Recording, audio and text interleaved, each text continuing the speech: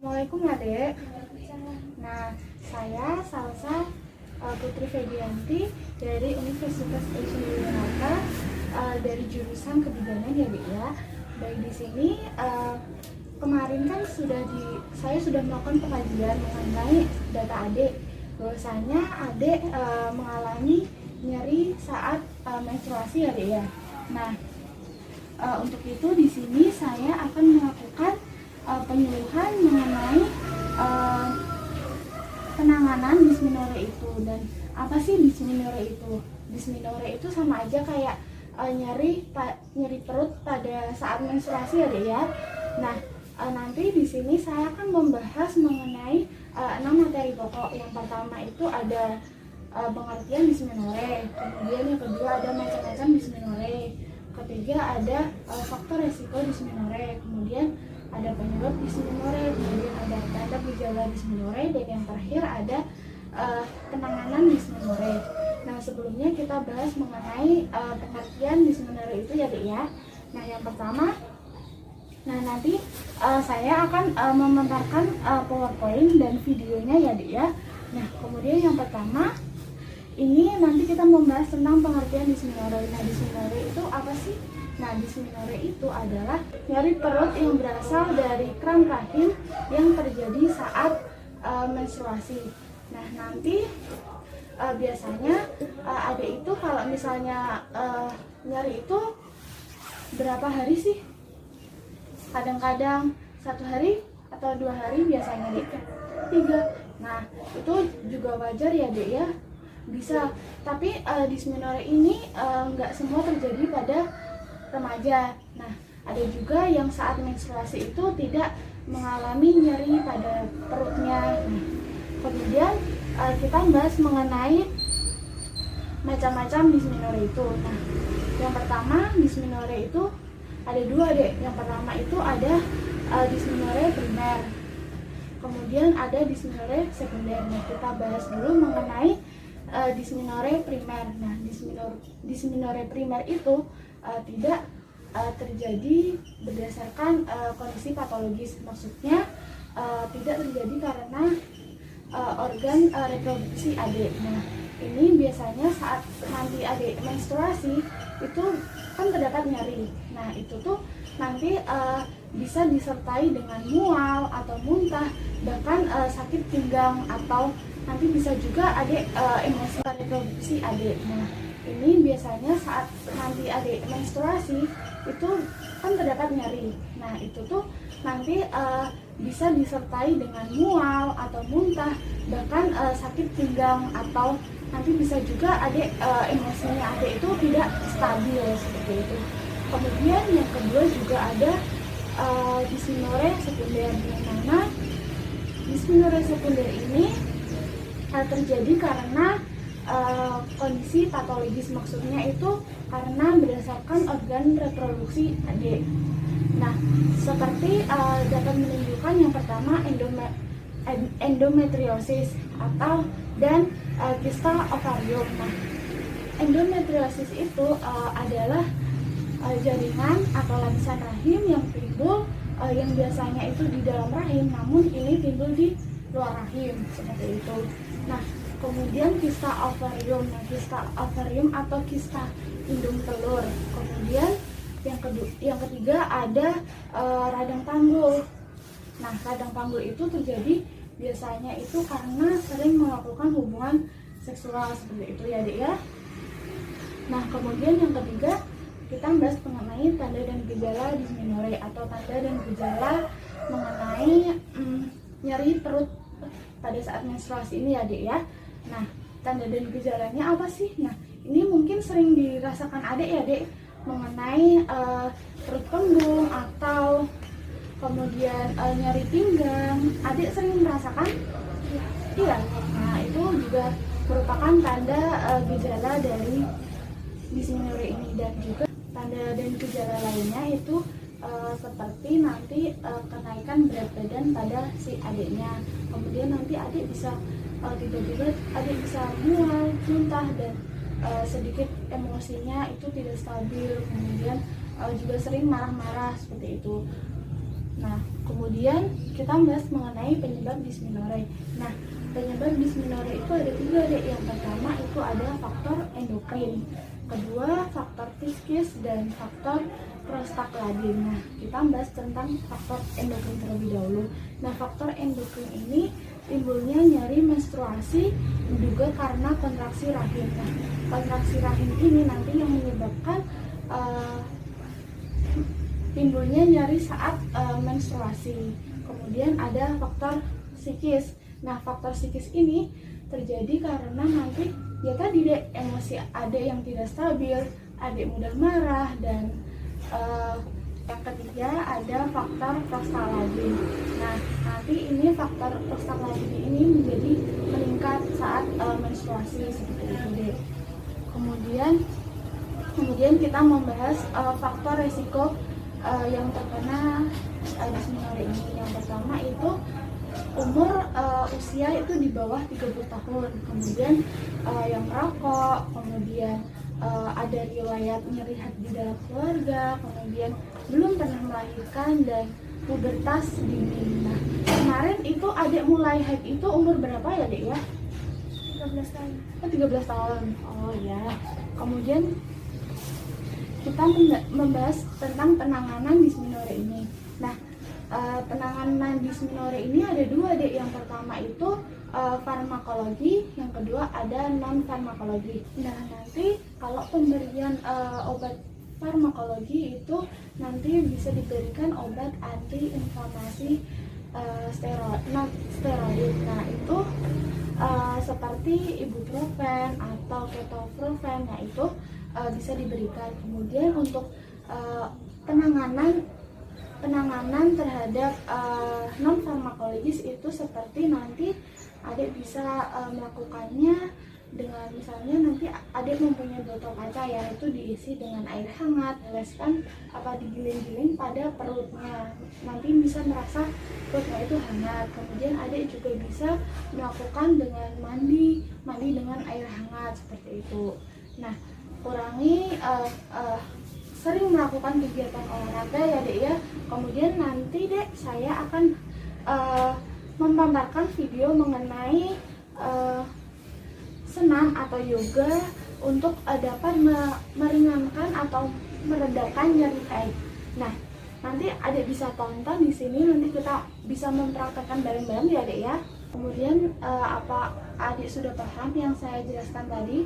Udah, tapi saya mau tanya mbak. Oh iya, mau tanya apa dek? Kalau kita udah melakukan penanganan tadi tapi belum sembuh, atau kita perlu harus ke dokter? Nah, pertanyaan yang bagus ya dek ya. Nah, ini perlu banget dek. Jadi nanti misalnya kalau misalnya adik sudah menangani masalah atau nyeri tersebut, sudah melakukan apa yang saya sampaikan tadi, jika belum sembuh, nah itu perlu ke dokter. Nah, kenapa? Karena kita tidak tahu yang terjadi pada diri kita itu apa. Nah, jadi kita perlu adanya pergi ke dokter untuk mengetahui kondisi kita itu seperti apa. Nah, apakah baik atau buruk? Nah, kita kan tidak tahu. Nah, seperti itu ya dek ya. Apakah ada pertanyaan lagi dek? Enggak. Nah, jadi sekarang saya yang tanya ya dek ya. Tadi kita sudah membahas tentang dysmenorrhea. Nah, saya tanya, dysmenorrhea atau nyeri itu apa ya dek ya? Nyeri kram pada perut saat haid. Oh iya benar. Alhamdulillah adik sudah paham ya dek ya. Kemudian tadi kan macam-macam dysmenorrhea kan ada 2. Nah, apa aja ya dek ya? Adik ingat nggak? Dysmenorrhea primer dan sekunder. Nah iya benar. Nah, kalau misalnya dysmenorrhea primer itu Nyeri haid yang didasari dengan mual dan muntah. nah benar sekali ya dek ya.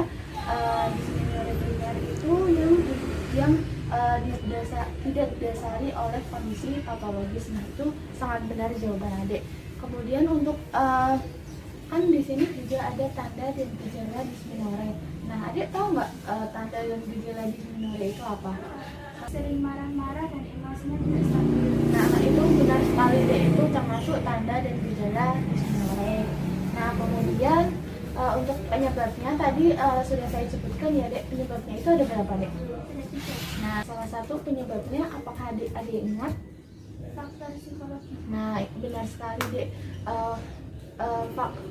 penyebab dysmenorrhea itu salah satunya ada faktor psikologis, yang mana nanti iya itu termasuk nanti adik bisa emosinya tidak stabil seperti itu ya dek. Berarti alhamdulillah adik sudah paham mengenai faktor-faktor penyebab dysmenorrhea ini.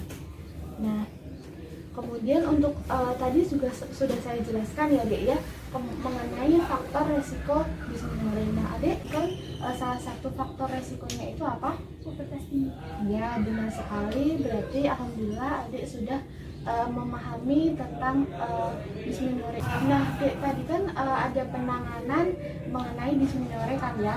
Nah tadi penanganannya itu ada farmakologis dan non farmakologis. Nah sekarang adik bisa nggak menyebutkan penanganan non farmakologis itu seperti apa? Mandi dengan air hangat, Ya. tidak stres dan senang atau yoga. Nah benar ya dek ya, berarti adik sudah paham benar tentang materi yang saya jelaskan tadi. Nah sekarang ini saya akan memutar video video senam atau yoga untuk meredakan nyeri haid. Nah kita tonton bersama-sama, kemudian nanti kita bisa mempraktekkan ya dek ya. Nah kita tonton ya dek ya. Nah Senam yoga untuk membantu meredakan nyeri haid. Yang pertama adalah sit forward bend atau duduk membentuk kehidupan. Luruskan kedua kaki. Nah yang pertama nanti tuh, nah tangan kita terlentang ke depan sama dada kita terlentang ke depan. Nah nanti kita bisa coba perhatikan ya dek ya. Kemudian, nah nanti yang kedua ini gerakannya itu nanti kakinya adik ditekuk. Nah nanti kepalanya adik didorong sampai bisa menekuk ke lutut. Nah sampai ke lutut gitu ya dek ya. Nah untuk gerakan yang ketiga nanti sama dek, nanti adik nanti tetap duduk, kemudian nanti adik bisa punggungnya adik itu tegak, jadinya nanti ini juga bisa meredakan otot-ototnya. Kemudian nanti yang keempat itu nanti gerakannya adik nanti kakinya adik timpuh dengan nanti kepalanya didorong ke depan sampai menyentuh ke lantai. Nah kita langsung praktekkan saja ya dek ya. Yuk dek, mari dek. Nah dek, untuk gerakan yang pertama kaki kita lurus ke depan ya dek ya. Nah tangan kita kalau bisa menyentuh kaki, jadi nanti kita ada dorongan, dada kita dorong ke depan sama tangannya terlentang ke depan. Nah ayo dek coba. Nah ini bisa dilakukan 1-3 menit ya dek, tujuannya untuk dapat meredakan otot-otot kita itu menjadi tidak kaku. Nah seperti itu ya dek ya. Nah untuk gerakan yang kedua nanti kakinya ini ditekuk ya dek, coba dek kakinya ditekuk seperti ini, kakinya yang satu lurus dek. Nah kepala kita kalau bisa kayak gini dek. Nah bisa nggak dek? Nah kayak gini ya dek ya, tujuannya dapat mengatasi rasa lelah adik atau biasanya tuh relax seperti itu. Nah kemudian yang ketiga seperti ini dek, kakinya nah kemudian ini ditekuk. Nah tangannya ini ditaruh di belakang dek, kemudian tangannya yang ini di sini disikul begini. Nah tujuannya kayak gini untuk dapat memperlancar metabolisme tubuh. Nah seperti ini. Nah kemudian gerakan yang keempat, kita timbul terlebih dahulu, kemudian badan kita taruh ke depan gini dek. Nah seperti ini dek, tujuannya itu nanti ada bertujuan untuk dapat mengalirkan darah ke kepala sehingga dapat mengistirahatkan kita, kemudian dapat mengistirahatkan pikiran kita. Nah seperti itu deh, terus bisa merilekskan kita gitu. Nah sudah selesai ya dek ya untuk gerakan senam atau yoga ini. Nanti adek bisa mempraktekkan jika nanti adek saat datang bulan terdapat nyeri haid lagi. Dek, tadi kita sudah mempraktekkan beberapa gerakan senam untuk meredakan nyeri haid ya Dek ya. Nah kemudian ini sudah selesai. Nah untuk kesimpulan dari penyuluhan ini adalah kita tadi sudah mengetahui beberapa cara penanganan tentang dysmenorrhea, kemudian macam-macam dysmenorrhea, kemudian ada faktor resiko dysmenorrhea. Alhamdulillah adik sudah paham, sudah mengerti dan sudah melakukan gerakan untuk meredakan nyeri haid tadi. Nah untuk itu nanti adik saya beri leaflet ini sebagai adik untuk bisa membaca-baca di rumah agar lebih paham lagi mengenai dysmenorrhea ini. Nah, terima kasih adik sudah bersedia mendengarkan penyuluhan dan ikut serta dalam penyuluhan ini. Terima kasih adik ya. Assalamualaikum adik.